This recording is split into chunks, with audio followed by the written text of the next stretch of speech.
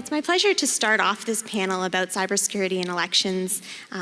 Michael and Elizabeth are colleagues who have been working on this issue for quite some time now, and it's really starting to push into what political scientists, what legal scholars, and other social scientists are studying when it comes to elections. So my presentation will be largely an overview of where we are at as social scientists, and then we'll be able to tackle down a little bit deeper into a few of the major issues with Mike and Elizabeth's presentations. So as our chair mentioned, cybersecurity in elections is in the news in 2016 with the American presidential election and potential issues of Russian hacking. In Kenya in 2017, their elections were annulled because of possible hacking amongst other issues and some database issues with the election management body.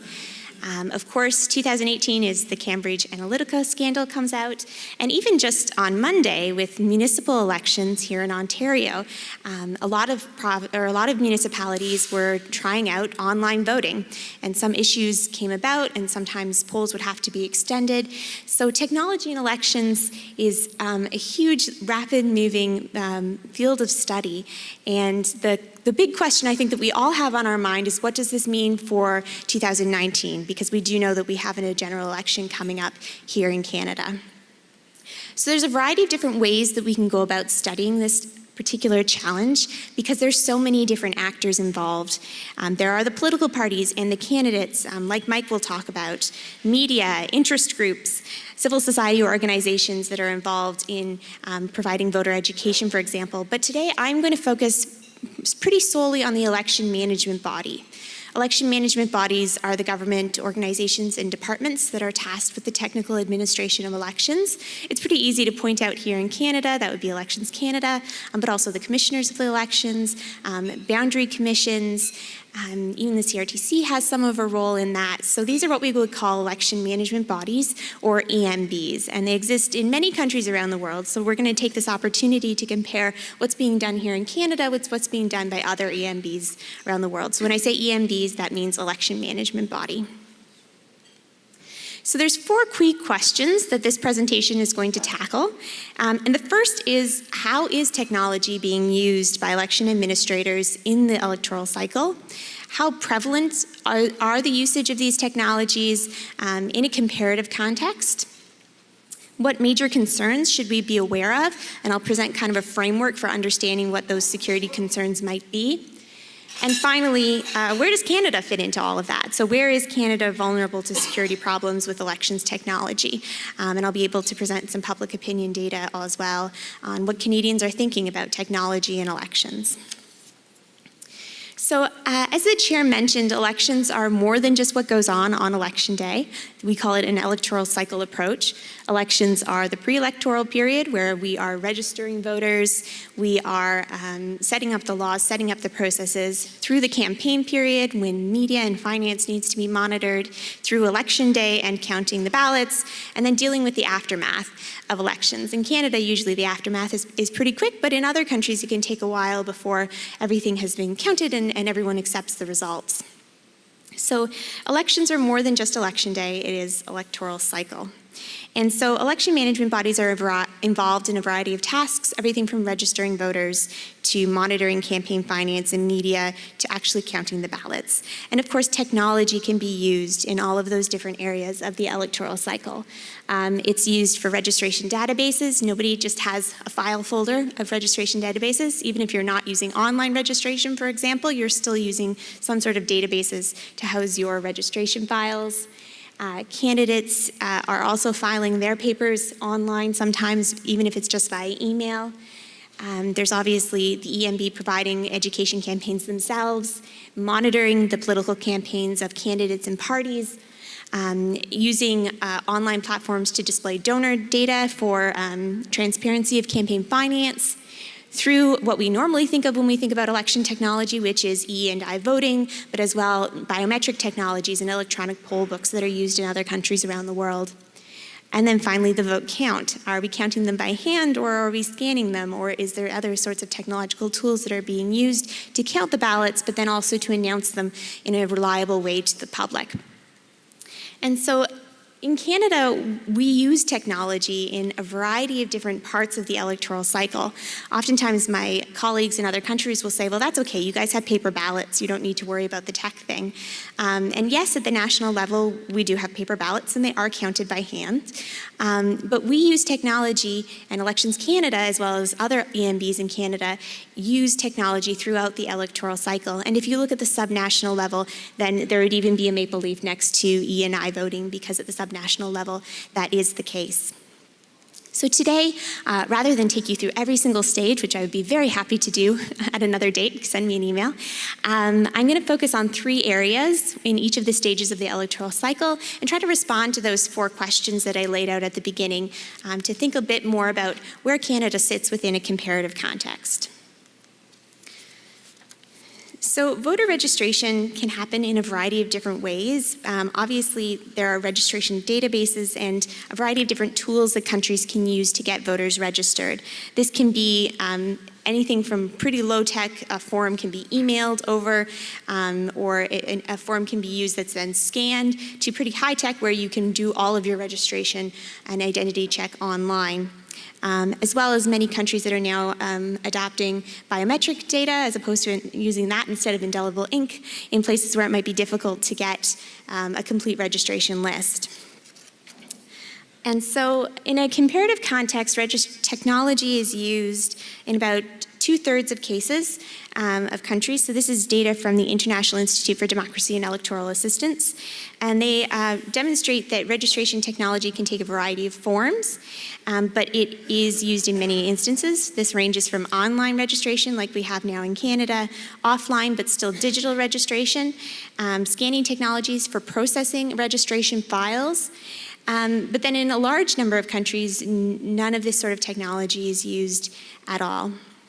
So what are some of the challenges that we should think about, especially when we look at online registration systems? Oh, I missed a slide. Also online registration, this is just a graph from the United States. From 2002 to 2018, the number of states that have adopted online registration has risen very dramatically, from 1 to 39. So almost all states are now using some form of online registration. Right, so going back to what kind of concerns we should be thinking about. So I've kind of understood it within a framework of 4 different dimensions of some of the security concerns we should be aware of when we're looking at any particular type of election technology. The first is privacy and security, so obviously privacy of the public's data, which Elizabeth will speak more to. In the case of registration, of course, Elections Canada is collecting a large amount of data, and it has mandates to share that with a variety of different actors. So how does data stay private when it's supposed to be private and not private when it's supposed to be shared? The second dimension would be the accuracy. How accurate is the data? Is it being amended or erased in any particular way because of the online platform? It's always been possible, of course, to change and amend registration files, and we want it to be easy to change and amend registration files, so that people who do move to a new town have a really easy time registering again. But what kind of trade-offs are we going to think about in terms of accuracy? Something that I'm quite interested in is issues of accessibility, what the trade-offs are for technology and encouraging accessibility for especially vulnerable populations or populations that don't necessarily always get out to the polls. So accessibility can include how is that service used. And there's a variety of different ways that accessibility can be threatened through things like distributive denial of service or defacing of the website if these sorts of registration websites come under threat. And then finally, an area of my research interest is looking at public trust and how so much of electoral integrity and the quality and confidence in election comes down to the public's willingness to trust the results and candidates' willingness to abide by results. And so in online registration, for example, if the public is unwilling to register because they don't want their information being put onto a website, then they may not use that platform and you have less voters registered and the whole legitimacy of this process comes into question. So where does Canada fall into this? I've talked about Canada having online registration. There's a nice little screenshot of the online registration portal there. So thankfully, our election management body is very well trusted compared to a lot of other countries where there's questions about the quality of electoral management. We have an independent election management body that is well trusted. And so in the 2015 Canadian election study, so that is a survey that's put out by academics after every election, there was a question that was asked about, do you feel comfortable providing Elections Canada this information via digital means? And the vast majority were very comfortable with that. Now, it'd be interesting the minute the system gets hacked into or the website gets defaced in any sort of way, how that level of trust might change. And so one key question is, how do we continue to keep up that level of trust in online registration here in Canada? The other question that I'm really interested in is where do things like online registration actually have greater benefits. So I've done some research, it's a paper that's under review right now that demonstrates that Canada's online registration system actually attracts segments of the population that don't usually get registered, especially young voters. All the time when we're talking about new technologies, we like to talk about the security threats, but we should also be considering some of the opportunities for accessibility in the electoral system that might not be possible without the use of that technology. And moving to the campaign stage, obviously there's campaign media, and obviously technology has been ubiquitous in media from the original televised ads through robocalls. Mike has a great paper on that you should read, to email campaigns and obviously current social media issues. The tricky thing that I think political scientists are thinking about and legal scholars are thinking about is, well, who's the watchdog of this? I'm part of a group that does surveys of election management bodies cross-nationally. So in 2016, 2017, we surveyed 73 different countries' election management bodies. And we asked them, who's doing what, essentially? Who's involved in what sort of roles? Do you find that your mandate allows you to do these sorts of things? And in a great number of cases, the election management body had no mandate to be involved in regulating campaign media. Sometimes this is filled by an alternative body. So in Canada, we have the Commissioner of Elections and CRTC that's involved in these sorts of roles, but it's really telling that in a comparative perspective, EMBs are not necessarily always provided the mandate to monitor media before and during campaigns. And this gets especially tricky when social media gets involved. And again, I'll throw you to my colleague Mike Powell for more on that. So if you look at the same sort of framework for understanding some of the security threats, election management bodies need to be aware of the disinformation campaigns that are coming, and especially how this might influence accessibility for running for office or participating in politics, especially for disadvantaged groups who may be intimidated or given threats or violence, especially women, online. But unfortunately, it's often outside of their mandate to be able to combat these threats. So a lot of good research against violence against women in elections, for example, is starting to look at how we go about improving these sorts of online spaces and whether an election management body has a role. Another issue is the inequality of access to new medias, that some people will get some information, some people will get different information, and how does that impact the equality of all citizens to participate and to make their decisions. So in Canada, technology is obviously used by a variety of actors. The only kind of question that I could find in the Canadian election study that was relevant was one about how you're contacted by parties. Social media is actually a small percentage when you compare it to things like telephone calls, but especially as we move away from landlines and onto cell phones, I would expect this to rise as a key mode of contact, and the question then will be, how is that going to be monitored and who is going to be monitoring that?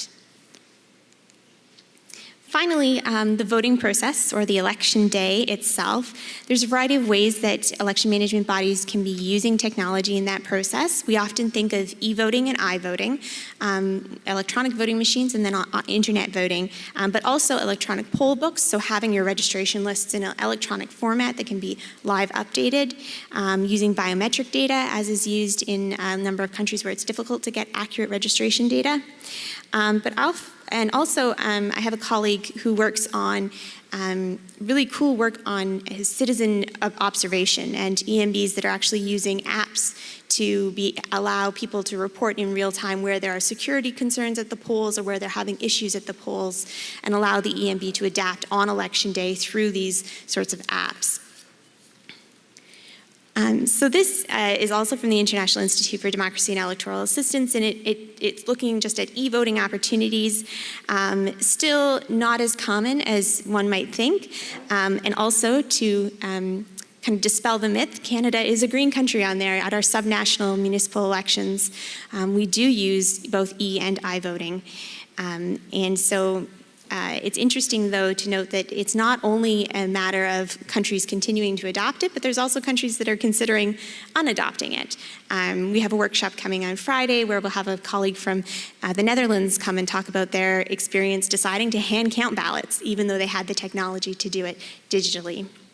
So that leads in really well to some of the key concerns. Obviously, there's issues of privacy and security, not just privacy for the individual in terms of the technological components, but also in terms of whether they're having caregivers assist them in voting, and how online voting, for example, might facilitate a loss of privacy and loss of that right for individuals.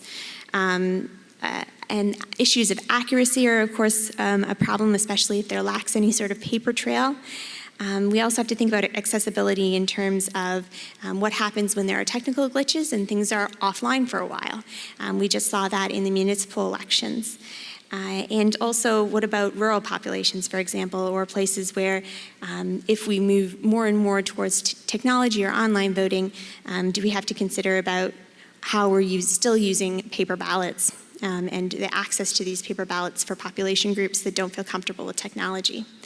And then the final thing that I'm working on a research project myself on right now is looking at public trust when they cast a ballot using an electronic means. There is research, mostly from the American context, but there is research that demonstrates that if a voter goes to the polls and is using electronic means of voting, so they're just kind of touching a screen as opposed to actually physically putting a piece of paper in a ballot box. It also applies to postal voting as well, where you're not physically going through the act of voting. They tend to have lower confidence in elections. And as I mentioned, that confidence by the public that they know their vote's going to be counted as intended is so key to ensuring electoral integrity and electoral compliance. So some Canadian data, the Canadian election study did ask whether Canadians would feel comfortable having some sort of system of electronic counting, and it would appear that nearly 80% of respondents were positive to these measures. They come with benefits, obviously, for the election management body in terms of counting, speed, less prone to human errors, but also have to be weighed in terms of these potential issues of privacy, accessibility, and trust. So what are the key takeaways from that? So first, technology is used throughout all the stages of the electoral cycle. If you take away one thing, this idea that technology in elections and cybersecurity in elections is more than just E and I voting, that would be fantastic. Technologies are used around the globe in different sorts of ways, so we have lots of great case studies that we can borrow from outside of the Canadian context. So we should be reaching out to our colleagues in other countries to tell us about their experiences. I think the major concerns with the use of technology is this privacy and security issue, the accuracy issue, accessibility, and public confidence. So it's not just about the fact that the technology might fail, it's also about, is this going to have impacts on how people feel that voting is accessible to them and whether they feel that they have confidence, because the whole thing falls apart if people do not accept the legitimacy of the elections. And then finally, we use paper ballots at national level elections in Canada, but we still use technology throughout the electoral cycle. So we can't necessarily just rest on our laurels and say, well, you know, we're counting our ballots by hand. There's a variety of other ways that we are still using technology throughout the electoral process. Some future research directions, things that I would like to work on, things that I think some of my colleagues are going to work on, looking at the issue of centralization and decentralization. Some people say that one of the reasons the United States was safe from some of the hacking is because it's so decentralized. There's not one place to go. So that particular issue is one that has received very little empirical study. We even have a hard time categorizing centralization of election management. So that's a long-term project. Issues with digital literacy and how we understand disinformation and how people understand and digest political information is one area that requires a lot of study too. Also issues of accessibility. I've mentioned that word many times, but how do new technologies improve accessibility for some populations, and how do they detract from the accessibility of other populations, especially the most vulnerable populations here in Canada? And finally, this issue of trust that I care a lot about. How does technology impact how people interact with their electoral system, how they feel about elections? Because ultimately, the quality of an election is only as good as citizens and candidates' willingness to comply with results. So I'll leave it there, and I'll pass it off to Mike for the next presentation, looking more specifically at parties in the Canadian context.